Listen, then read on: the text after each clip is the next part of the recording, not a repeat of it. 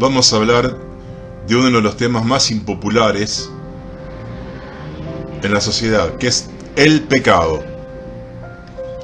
Parece mentira, pero hoy que cada vez el pecado, debido a ciertos factores, es más generalizado, se peca más y a veces con más intensidad, se desterró esta palabra del vocabulario. Se llama de otra forma. Hoy el hombre no es el mismo ser que Dios haya creado. Pasó algo. Hoy el hombre no es el hombre original de Dios. ¿Qué pasó? El hombre pecó. Se rebeló de Dios, se distanció de Él, vive a espaldas de Él y generalmente vive contrario a la voluntad de Dios. Entonces, todas las miserias, los males y las injusticias que vemos y sufrimos en este mundo es por causa de nuestro pecado. El pecado es una realidad triste y terrible por sus consecuencias, como vamos a ver. Este es el primer video que vamos a hacer del pecado. Después vamos a hacer un segundo. Hay un mito, el mito de Pandora, que es un mito griego, que esta mujer le había sido otorgada una caja o una jarra, en realidad era una jarra, una tinaja, por los dioses, y no tenía que abrirla. Ella la abrió. Cuando la abrió salieron todos los males del mundo, dice la mitología griega. Entonces hoy todo lo que es malo en el mundo es a causa de Pandora, una mujer. Tal vez este mito griego copie el relato bíblico de que Eva, una mujer, fue la primera que pecó. Y después también pecó su esposo Adán, los dos son culpables. Pero la primera fue una mujer. Tal vez el mito tenga esa reminiscencia, tome esa base. El pecado es la causa de la enfermedad, de la muerte. Si no hubiésemos pecado, no sabemos lo que es la angustia, la ansiedad, las neurosis, el miedo, la agresión, los homicidios, los robos, la estafa, etc. Por eso decimos que el pecado es una realidad triste y terrible. Y a través de la historia, el hombre quiso racionalizar y negar el pecado de diferentes formas. Por ejemplo, algunos dicen, es un accidente. Como si fuese que voy caminando, me tropiezo en una piedra que no vi y me caí. No, como vamos a ver, el pecado es una acción consciente y deliberada para quebrantar leyes, ya sea leyes de Dios, leyes civiles, leyes que atentan contra el hombre. Algunos dicen que es como si fuese una enfermedad. Claro, también ahí somos inocentes, porque si de repente yo voy y se me mete un virus en mi cuerpo, no soy responsable de esa enfermedad, de ese virus que andaba por allí. El pecado no es una enfermedad, pero sí enferma. Enferma el alma, el cuerpo, el espíritu, y afecta todas las relaciones, afecta mi relación con mis seres queridos, con toda la sociedad entera. Dice en Jeremías 2:19, tu maldad te castigará. Todo pecado trae una consecuencia terrible, nefasta. Tarde o temprano uno tiene que pagar por su pecado, a no ser que se entregue a Cristo como Señor y Salvador de su vida, para que sus pecados fuesen borrados. Y dice Pablo, todo lo que el hombre sembrare, eso también cosechará. He tenido que asistir a velatorios de seres queridos que llevaron una vida muy disoluta, con vicios y con algunos parientes con muchas trasnochadas, mucho alcohol y mucho cigarro. Y de repente, la persona ese pariente estaba muy atado al cigarrillo y fumaba 1 o 2 paquetes por día, algo terrible, y ya no podía ni caminar. Se agitaba caminando y siguió y se murió. Y en el velorio decían, pobre. A mí también me dolió porque era un pariente. Dice, pobre. Claro, pero esta persona se fue matando de a poco con el vicio. Está bien, debe ser difícil salir del vicio del cigarrillo. Pero a veces nos ponemos como víctimas y somos nosotros victimarios de otros y de nosotros mismos. Entonces, el pecado no es una enfermedad, enferma, que es otra cosa. Algunos hablan del pecado y alguna secta como algo inevitable. Y bueno, es la salida más placentera o rápida, es un atajo. Bueno, si no me alcanza la plata salgo a robar, entonces rápidamente consigo dinero, estafo, no pago mis cuentas y me escondo. No es, el pecado es evitable. Y algunas religiones dicen que el pecado no existe. ¿Por qué? Porque hoy se utilizan términos, dice no, es una debilidad. Sí, todos tenemos debilidades, pero hay pecados que todos hemos cometido que fueron conscientes y deliberados, y que hicimos mal a los otros y a nosotros mismos también.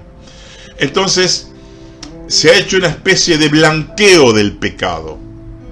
Se lo llama de otra forma porque el pecado suena a culpa. Entonces se trata de redefinirlo, de llamarlo, bueno, es otra forma de ser, otra forma de ver, otra forma de vivir, otra opción. El Papa Pío XII dijo, el pecado más grande es que los hombres han perdido el sentido del pecado. El pecado más grande es no reconocerse al pecador. Lo hemos redefinido. Cuando aparecían las publicidades en contra del SIDA, que en ese tiempo era el virus que más asustaba a la gente, ahora está el coronavirus, pero cuando la gente, los spots publicitarios decían así, por ejemplo, en la televisión o en la radio, si usted tiene relaciones sexuales con gente desconocida, que no conoce, cuídese, use preservativos. Fíjense cómo está incorporado, naturalizado el pecado en la sociedad sin Dios, que dice, si vos te acostás con alguien que lo conociste recién, si fornicás o si sos casado y te acostás con otra mujer que no conocés o la mujer con el hombre, cuídate. Esto, en otras palabras, quiere decir lo siguiente, te está diciendo, peque con prudencia, adultere con cuidado, fornique pero con precaución. Ya está naturalizado como si el pecado fuese algo necesario. Dice ahí en Isaías 5:20, hay de los que a lo malo llaman bueno y a lo bueno malo, que hacen de las tinieblas luz y de la luz tinieblas. Las definiciones bíblicas de pecado es altivez de ojo y orgullo del corazón, el orgullo, todo lo que se hace sin fe, es infracción de la ley, es llamado injusticia, toda injusticia es pecado, y es saber hacer lo bueno y no hacerlo, el pecado de omisión. Cuando yo estoy en condiciones de poder ayudar a alguien porque tengo los medios, la forma y el tiempo, y lo dejo en el mal que le pasó. Teológicamente, el pecado es desobedecer a Dios o quebrantar sus leyes, ofenderlo y agraviarlo con nuestra conducta, o rebelarse contra su autoridad. El escritor Juan Bunyan dijo, el pecado es la afrenta a la santidad de Dios, es el abuso de su bondad, la burla a su paciencia, el desafío a su poder y el desprecio a su amor. La palabra pecado tiene como raíz errar el blanco, armatía en el griego, porque cuando uno hace cosas como no debe hacerlas, erra el blanco, se equivoca en la vida. Hay un pasaje en Isaías, dice que todos nos descarriamos como ovejas, es decir, éramos ovejas que teníamos que ir a un redil, que era Dios, que teníamos que estar con Dios, pero cada uno se dispersó, vive como quiere, sin importarle lo que quiere Dios, entonces erramos el blanco. Nuestra vida sin Dios es una vida pérfida, es una vida que no vive para el objetivo para el cual Dios nos creó, porque dice que todo fue creado por Cristo y para Cristo, todo fue creado por medio de Él y para Él. Transgresión, iniquidad, son sinónimos de pecado. Ahora, vamos a hablar del origen del pecado. El pecado comenzó a nacer como una actitud, como una decisión del corazón que solo pueden tomar los seres libres. Pasó primero con el diablo, cuando Dios le dice en Ezequiel 28, perfecto eras hasta que se halló mal en tu corazón. Y después el mismo diablo, Adán y Eva, los tienta para comer el fruto prohibido. Pero si bien el pecado de Adán y Eva exterior fue la rebelión, porque fue comer de algo que Dios dijo no lo coman, empezó a existir como una actitud de despreciar a Dios, de rebelarse. Entonces el primer pecado fue antes que coman, en realidad, el fruto prohibido. Porque al creerle al diablo, empezaron a dudar de la seriedad y de la veracidad de Dios, diciendo, no, Dios es egoísta, digamos, Dios dijo, es mentiroso, porque si ustedes comen van a ser como Él. Entonces pusieron en duda el honor de Dios, la santidad de Dios. Entonces comienza a pecar el pecado como una decisión que después sí se traduce en actos que usamos el cuerpo para pecar. Entonces el hombre está contaminado con esa naturaleza pecaminosa, que es una naturaleza indiferente a Dios, y el hombre empezó a autogobernarse. ¿Saben por qué el mundo está así? Porque el hombre se autogobierna creyéndose Dios, se equivoca porque no está capacitado para gobernar el mundo, el hombre solo, sí con Dios. Dios quiso ser el socio principal del hombre, y el hombre dijo, no, vos quedate allá, que yo acá puedo hacer todo. Y este desastre que está pasando es porque el hombre insiste en autogobernarse y no quiere dejar ese autogobierno. Por eso la predicación del Evangelio verdadera presenta a Cristo como Señor. La predicación del Evangelio es decir, mirá, deja de autogobernarte, de poner tu soberbia, tu indiferencia, tu orgullo y sometete a Dios. Ahora, la raíz del pecado es una actitud, que dijimos es una actitud, es triple. Yo puse como una regla memotécnica para recordar, yo puse como una sigla, REO, R-E-O. Hay un núcleo, una raíz que genera todos los pecados habidos y por haber, todos.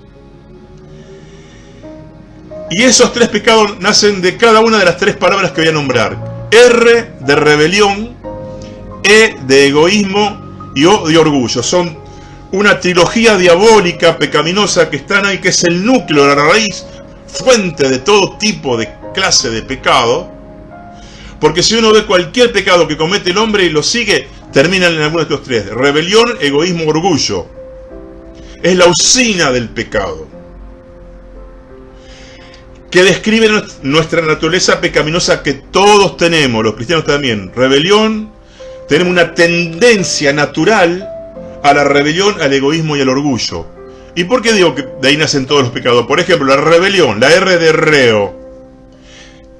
La rebelión, los chicos se rebelan contra los padres naturalmente, por eso los padres tienen que andar insistiendo, disciplinando a los hijos.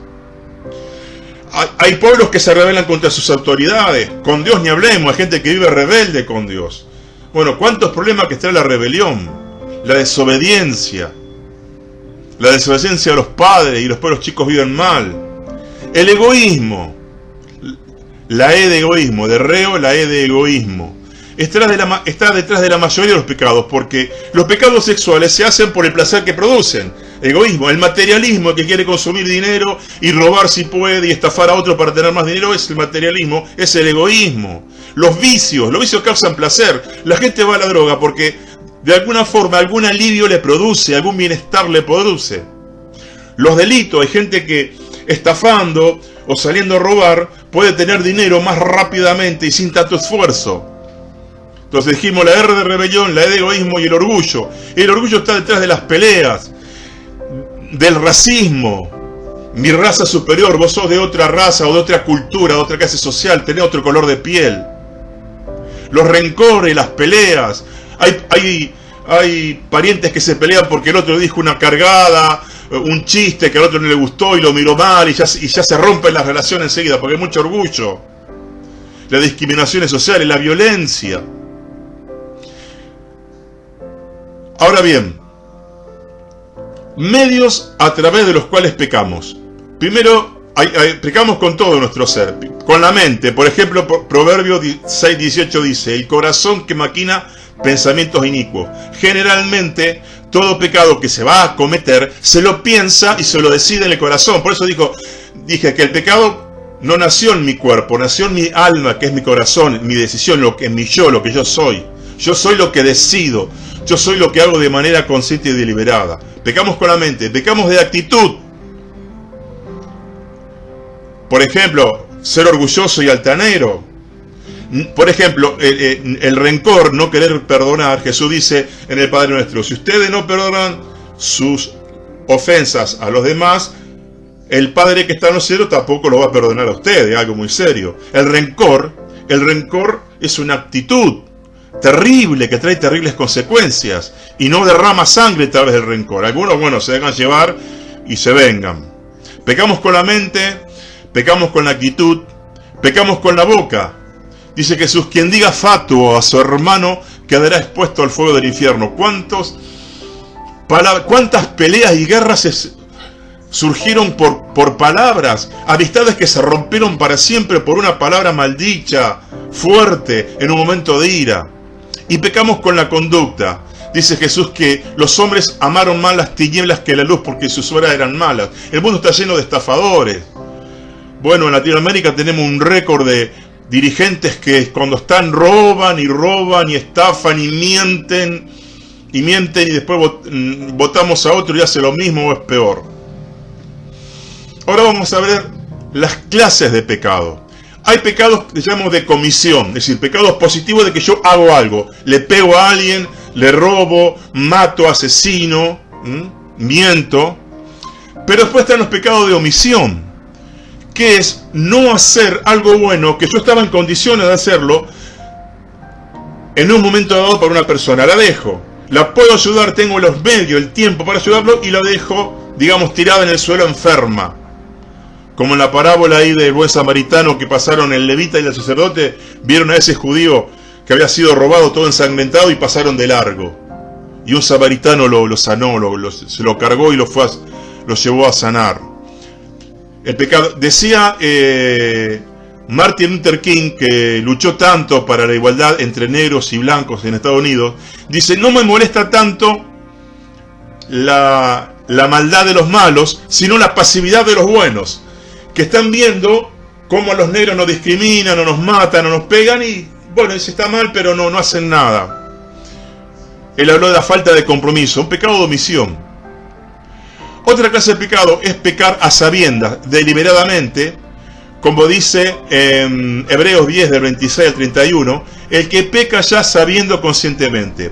Miren, cuando Dios dio la ley, había dos pecados: a sabiendas o por ignorancia, lo llama por yerro, que es otra forma de pecar. Bueno, de repente quise hacer algo, fue un momento de bronca y dije una mala palabra, una palabrota o algo feo, pero después me arrepiento.